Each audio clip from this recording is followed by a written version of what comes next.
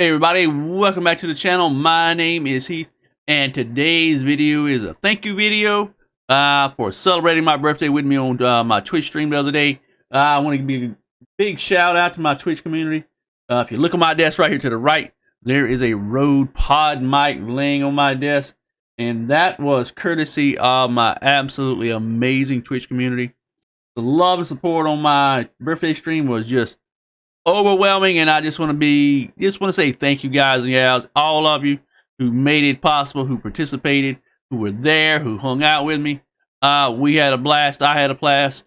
It was just an absolutely great day. But again, just a huge thanks to everybody that helped out and that was there. It meant the world to me, guys. It meant the world to me. So like I said, just a huge thank you to all of you for everything you do for me. All the support you guys and gals give me on my Twitch channel, on my YouTube channel, watching my videos, watching my Twitch streams, things like that. It means a lot to me, guys. You just don't know. But anyway, guys, we are going to jump into today's video. This is going to be another video in the kind of my life series, kind of like story time about my life growing up. First video, I'll leave a link up above, in a note, whatever, up at the top anyway. There'll be a little card so you can go back and watch the first video if you haven't watched it. But anyway, guys and gals, let's jump into the video, get a little bit farther in, and we'll pick up with a little bit more about my life, and hope you enjoy it, guys. One final little thing before we get into the video. Like I said, I just want to say thank you for all the support and all the love you guys give me. But if you enjoy these kinds of videos and you want to see more content like this, be sure to like the video, subscribe to the channel. It would mean the world to me. But anyway, guys, we're jumping into the video right now. Let's go.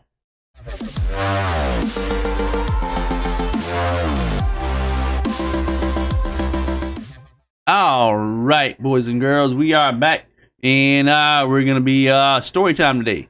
So we left off last time when I was a kid, probably about 3 or 4 years old, and today we're gonna pick up a little bit along the lines there as well. But don't forget, guys, I do stream on Twitch every Tuesday, Thursday, Friday, Saturday, and Sunday. And also my wife has started streaming as well. And there'll be links in the description below to my Twitch, her Twitch, all that. So if you would support her like you guys have been supporting me, it would mean a lot to me as well. But anyway, guys, today's video, we're going to be picking up with my life a little bit more. So today's story is going to pick up when I was about 4 years old, I guess. We moved from the town I originally was from, born in and moved to. But like I said, when I was about 4, we moved to a new town, new house, new place. And the house we moved into was literally in the middle of nowhere. This house, my mom and dad's house that I grew up in for pretty much the rest of my life before me and my wife got married. It was literally over a mile from my mom and dad's house to the highway, back in the middle of the woods, in the middle of nowhere. But this was, to me, I mean, honestly, as a kid growing up, me being the kind of kid that I was, if you haven't watched the first video, be sure to check it out.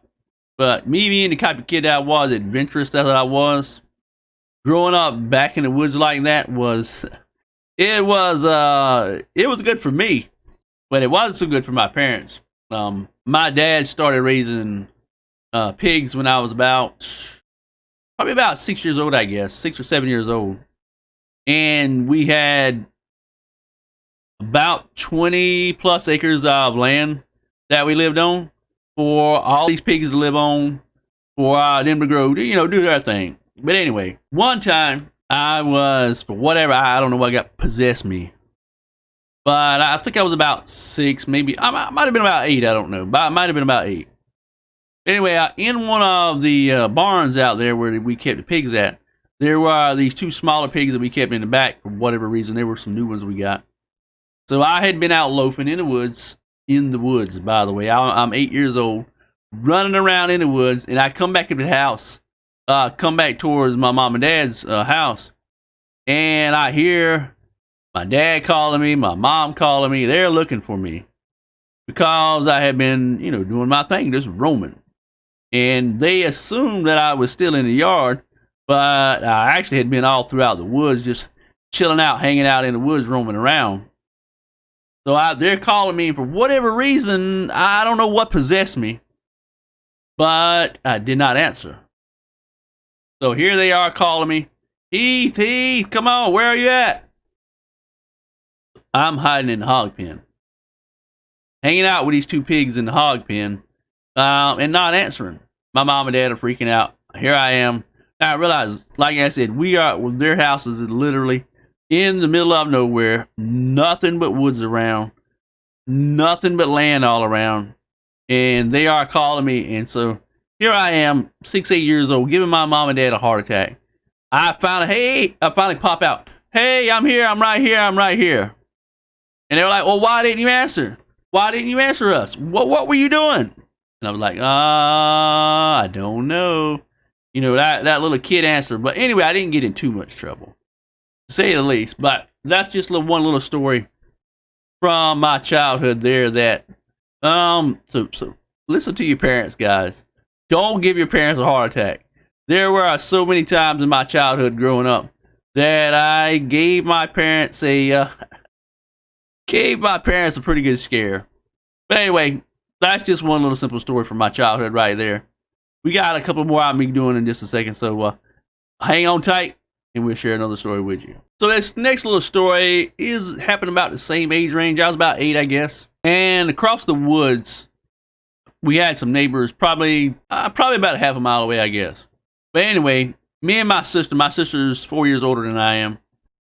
We would go over there because the neighbor, her grandkids were our age as well. And the little boy, he was probably about a year younger than I am. The girl, she was probably a couple years younger than my sister. Anyway, we were all hanging out playing, and we had come back to my mom and dad's house. But me and my neighbor's grandson, we had been searching over at his grandma's house. And we were under the house looking around, and we happened to find a dart. I'm talking a real dart, one with a pointy end on it and everything, not these little cheap plastic darts that you buy now for kids. But this was one of those old metal darts that you threw at the dartboards, and it stuck into, you know, the I forgot what you call it, like almost like a corkboard dartboard or whatever. Anyway, we found this dart, and the dart only had 3 little guiding feathers on it or whatever. It's supposed to have 4. But anyway, we were playing with it at my mom and dad's house, and we were throwing it at this oak tree that was in my mom and dad's backyard. Well, he threw it and I threw it, and we were sticking it into the tree. But anyway, my sister and her friend were walking by, and as I threw it, well, of course, like I said, it didn't have all 4 of the little guiding arrows on it like it was supposed to. Well, they kind of swerved to the left instead of hitting the tree. Well, it stuck into my sister's leg. And here my sister and her friend is walking along, and she's got a dart sticking out of the side of her leg. My sister freaks out, has a fit, swears up and down that I did it on purpose. To this day, my sister is, let's see, how old am I? I'm 44. By the way, I just had my birthday, so I'm 44 now. So my sister is 49. And to this day, my sister still swears up and down that me and the neighbor's grandson did this on purpose, that we were jealous because they weren't paying us any attention. But so we threw the dart on purpose, and well, I threw the dart on purpose, and it stuck into my sister's leg. But anyway, just to set the record straight, that was not or never was the intention. So be careful with what you're doing, guys, and don't be nice to your sisters. Be nice to your siblings, and always don't throw darts. Don't throw darts while your siblings are around, especially darts that aren't any good, that aren't taken care of very well. Anyway, that's just one of the little things from my childhood as well. All right, here is the last story for this video. If you haven't picked up already through the videos, I was and still am kind of a daredevil. So these all my stories will kind of have a connecting theme. But anyway, I grew up on a farm. Like I said, I grew up on a farm for the most part. And my dad had a tractor in the backyard with the plow and disc and things like that on it.